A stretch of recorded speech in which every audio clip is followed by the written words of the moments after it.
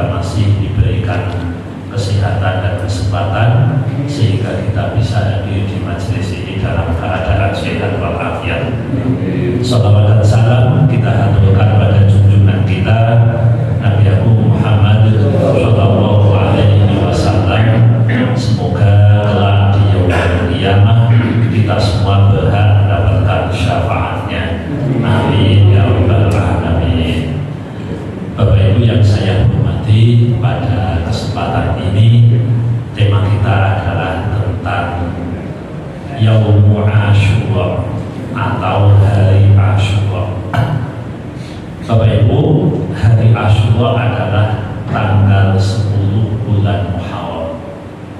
Itu yang disepakati oleh banyak ulama, meskipun tidak semua ulama. Ada yang menyampaikan bahwa Asyura itu tanggal 11, berarti besok pagi.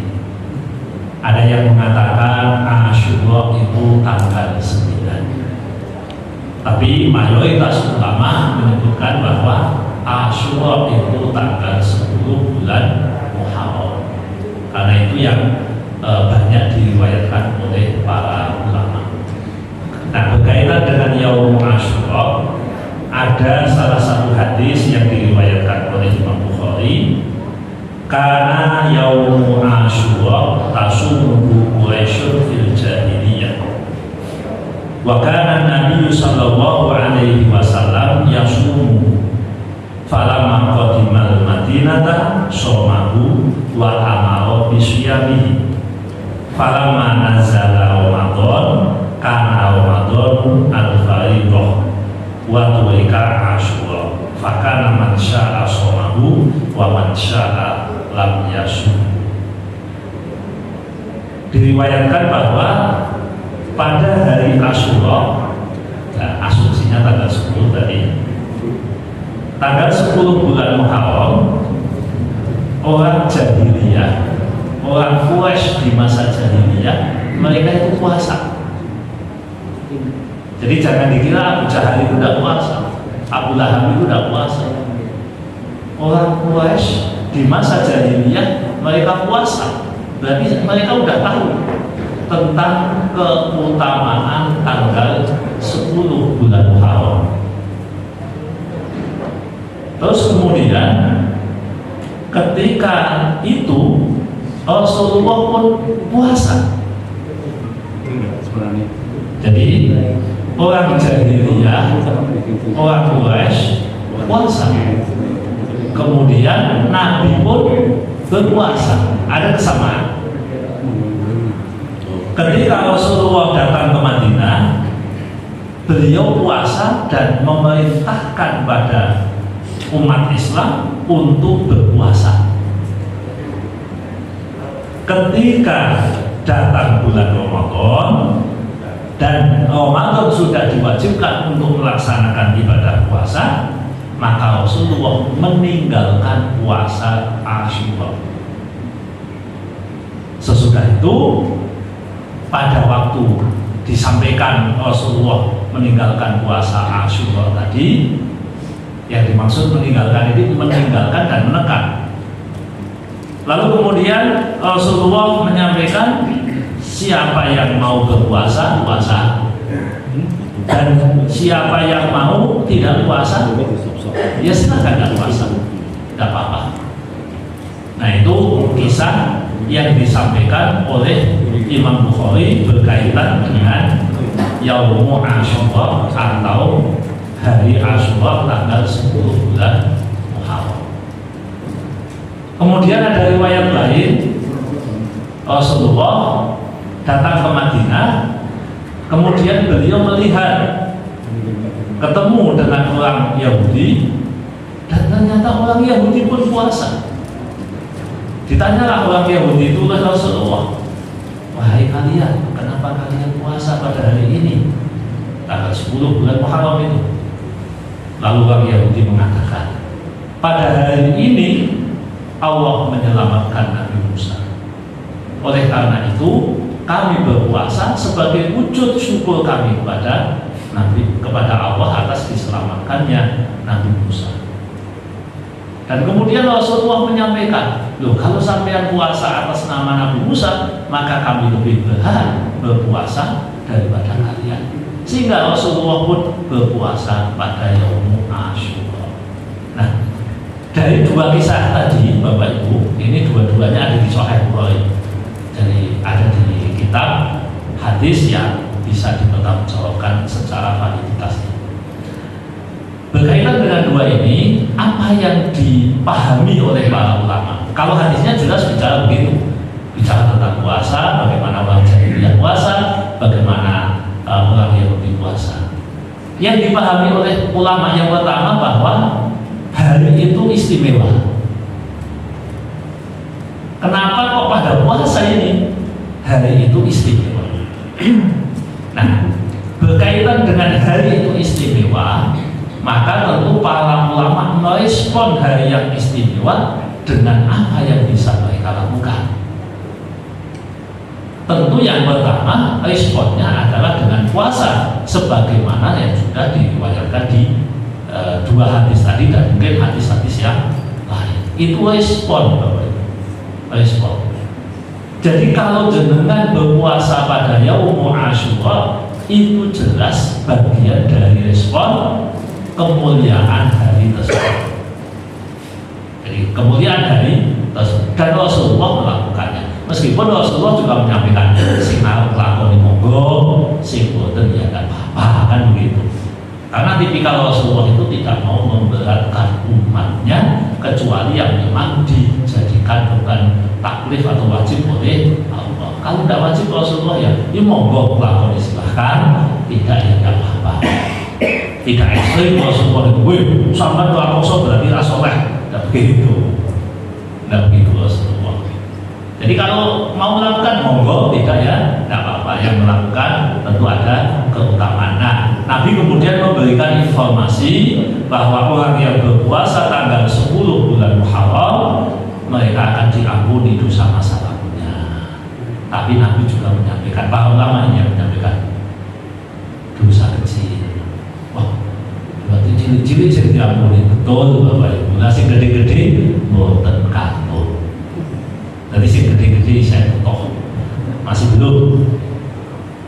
Nah, Pak, dosa kecil dan dosa besar, kalau yang diampuni hanya dosa kecil kan rugi kita. Bapak Ibu, kata Allah di dalam surat Al-Mudaththir, Allah sampaikan, kullu nafsin bima kasabat rahina. Setiap individu dia akan mempertanggungjawabkan perbuatannya. Nah, yang disebut perbuatan itu adalah perbuatan yang mengandung unsur dosa. Nah, dosa itu ada yang dosa besar, ada yang dosa kecil. Berarti dosa kecil itu ternyata juga harus kita pertanggungjawabkan. Allah sidik wae Pak cilik mau tahu akibat dari dosa kecil. Ada informasi yang disampaikan untuk kita bahwa paling kecilnya dosa yang kemudian berefek siksa, karena dosa itu adalah perbuatan dosa adalah perbuatan yang membuat pelakunya berhak mendapatkan siksa. Jadi pelakunya berhak mendapatkan siksa. Dia punya hak tapi hak disiksa. Hak disiksa Bapak. Nah, karena dia punya hak untuk disiksa, maka kemudian akan dikasih siksa. Rasulullah menyampaikan dosa sing paling cilik model siksa ini. Katanya Rasulullah, ini dikasih mungkin sebutir debu, itu adalah bara api. Sebutir debu saja kecil sekali. Lalu orangnya disuruh minjak. Nek disuruh tidak mau dipaksa minjak. Kemudian ketika minjak bara api yang kecil tadi, umok mendidih seluruh tubuhnya sampai ke otaknya. Nah, itu dosa kecil yang tadi kita sampaikan itu efeknya seperti tersebut. Nah, itu berapa detik kita tidak tahu. Ya detik, karena minggu. Begitu itu dosa kecil, kan kita tidak tahu masa dari dosa kecil itu bagaimana.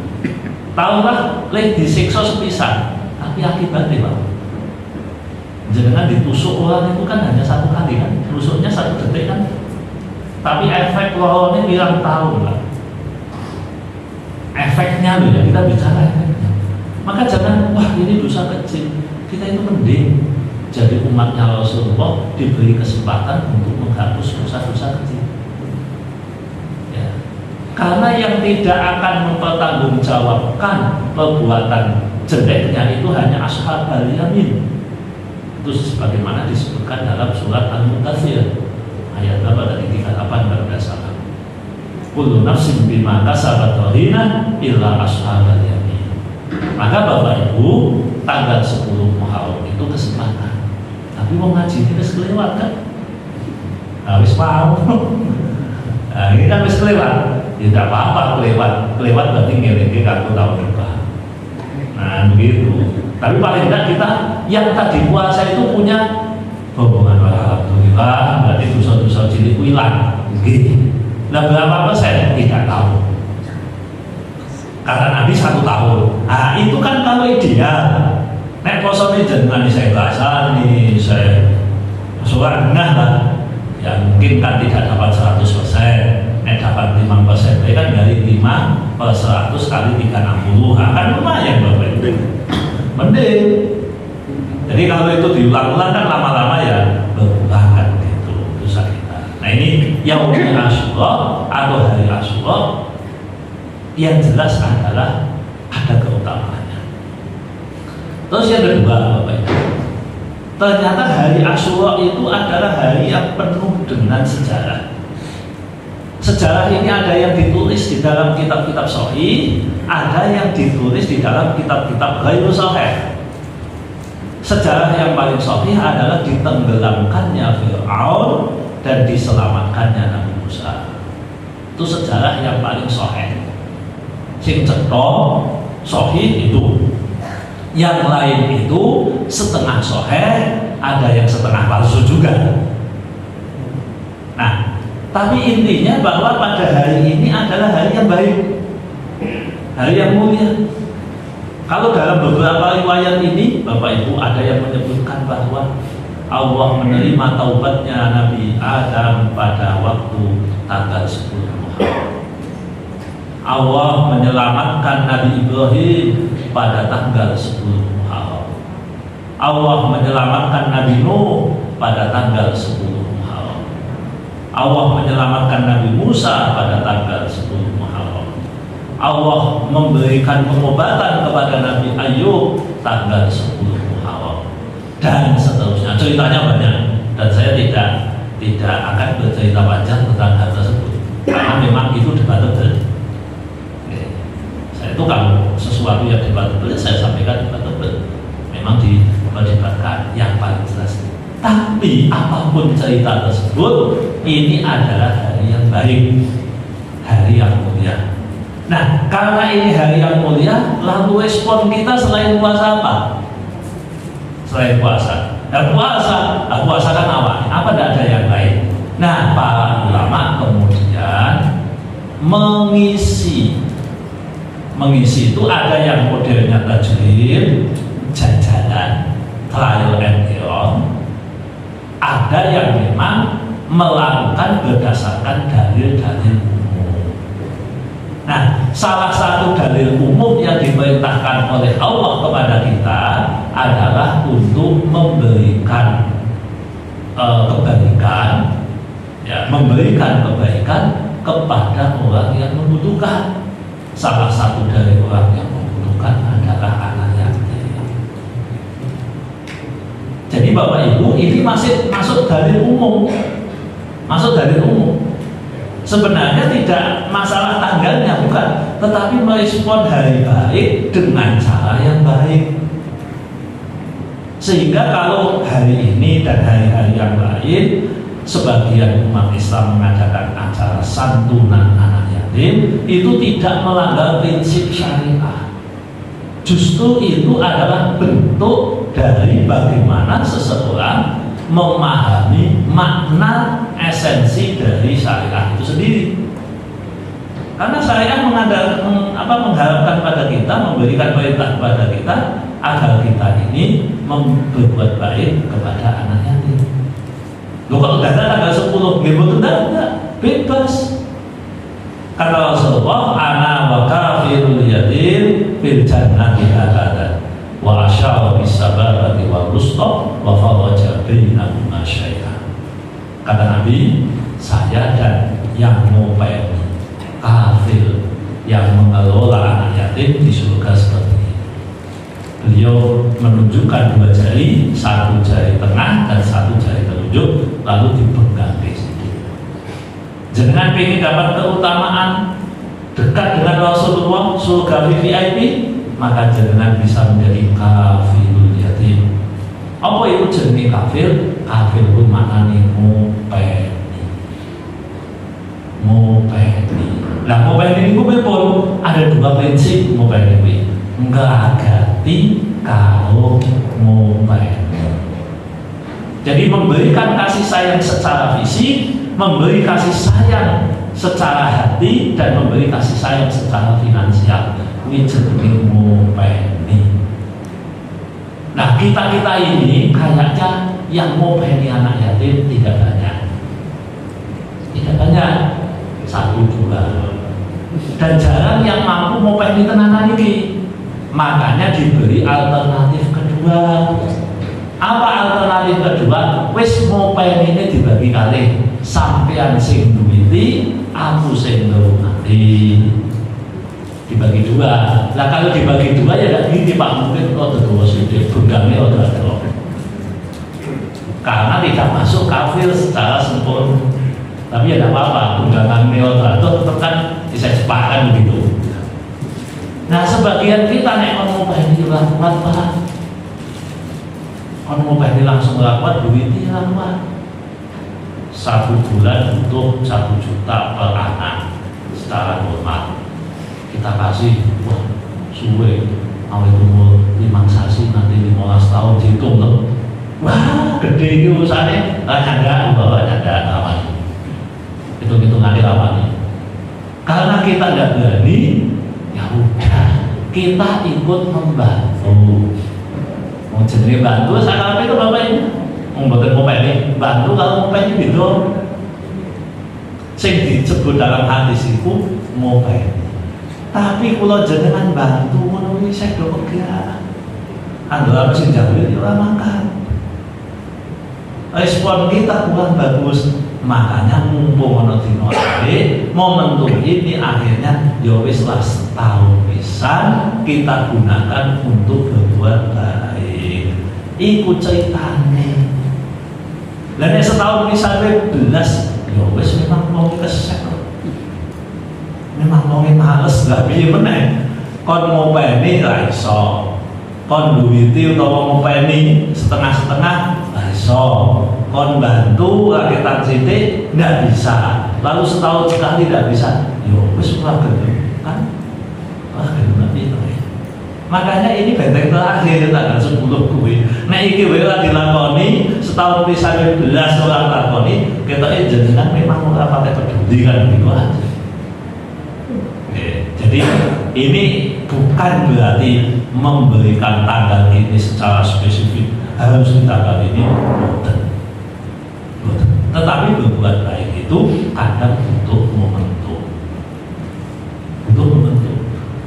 Makanya puasa Ramadan itu kan karena momentumnya baik, maka diisi. Jadi diisi. Hari yang baik itu diisi. Nek kula jenengan itu pedagang, kula panjenengan itu orang yang bisnis, kan kita tahu begitu ada peluang nilainya besar, pasti kita akan melakukan hal lebih toh. Nek biasanya jenengan dodol karpet sak metere 15.000. Tapi karena ini ada momentum alasannya dolar muda, nek ngimpor, ada jenengan butuh ngimpor aslinya. Tapi ono informasi kenaikan berapa? Yang dulu 15 sekarang 30. Padahal ini stok lama. Jangan pengen munggah kita tuh betul. Ya iya, memang harga pasarannya 30.000, padahal ulahnya mau 10.000. Ini mental Bapak Ibu, mental orang itu kalau punya kesempatan yang ada opportunity-nya, ada sesuatu yang bisa memberikan keuntungan bagi dia, maka dia akan kejar. Nah akhirat juga begitu. Kalau memang tanggal 10 ini opportunity-nya tinggi, keutamaannya tinggi, maka akan dikejar. Nah inilah yang dilakukan para ulama. Tapi kadang dipahami oleh orang lain itu, wah gawe amalan anyar, berarti bid'ah. Bukan begitu. Ini bukan bikin amalan anyar, amalannya wis ono, mung ditibake ning wektu sing iki. Kan begitu. Amalannya udah ada. Jadi amalan-amalan yang dilakukan kan nggak ada yang amalan baru. Nyantuni anak yatim juga amalan lama, itu juga perintah Nabi. Nah cuma bicara tentang momentum.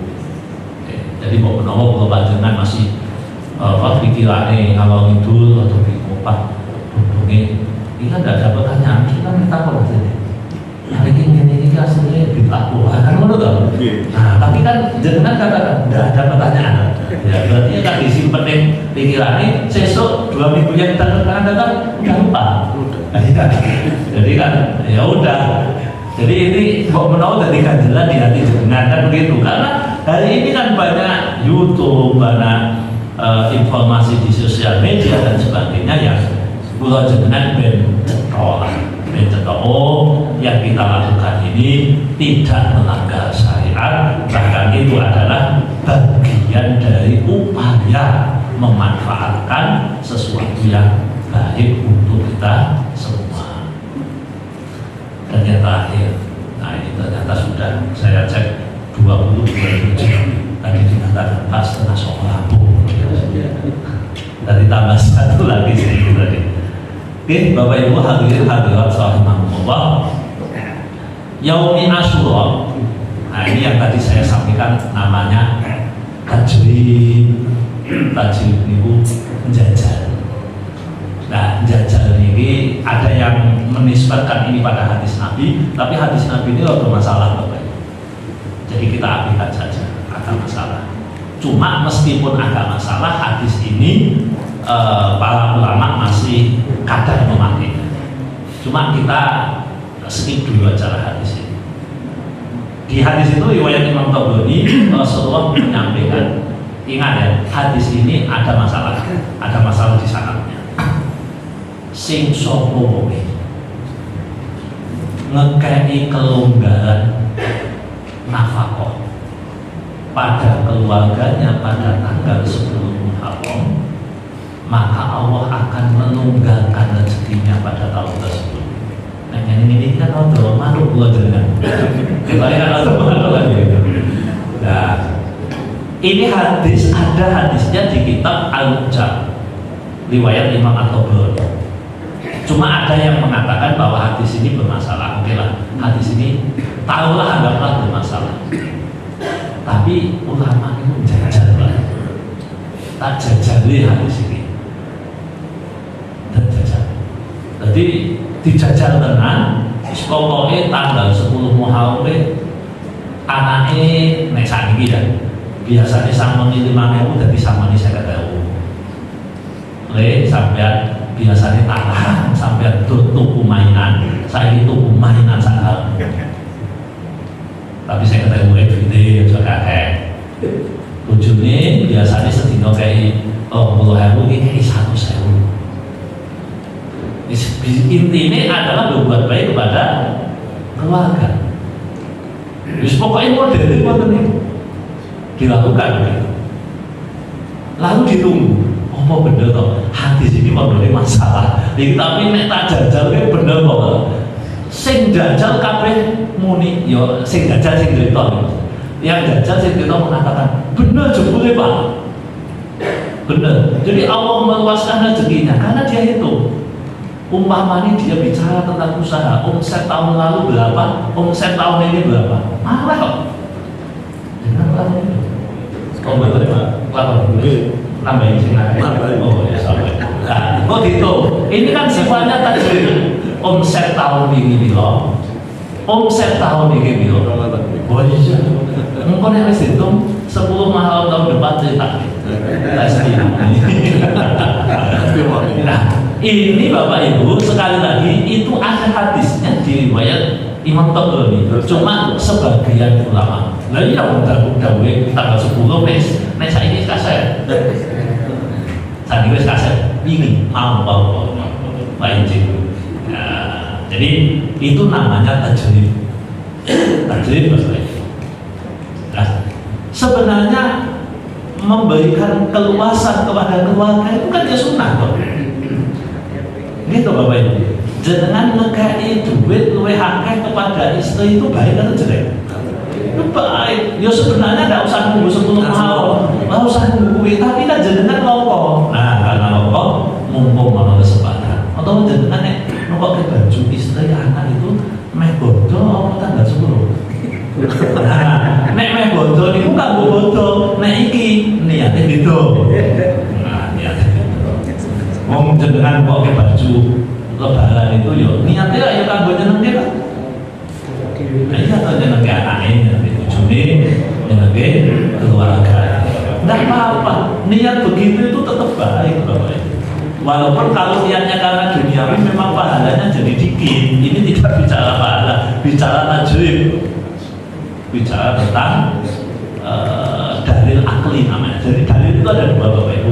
Dalil akli dari hadis, ada dalil akli yaitu menggunakan pola trial and error. Trial and error. Makanya sesuatu yang sudah dicoba dan kemudian dipublikasikan itu namanya mujarab. Nah, jangan gampang gambar mujarab kuwi cesper. Padahal mujarab itu enggak, sesudah diuji coba dan berhasil. Jadi kalau kita bicara umpamanya lah, contoh yang paling update lah, kita bicara tentang vaksin COVID lah. Vaksin COVID itu sebelum dipublikasikan, diberikan kepada manusia, mesti kan diuji laboratorium dulu. Sesudah uji laboratorium, kemudian diuji di hewan kan begitu. Sesudah diuji di hewan, lalu kan ada placebo itu diuji di manusia. Kalau sudah memenuhi kriteria tertentu, maka ini aman, dicoba kok apik, maka kemudian dipublikasikan. Nah, ini termasuk begitu.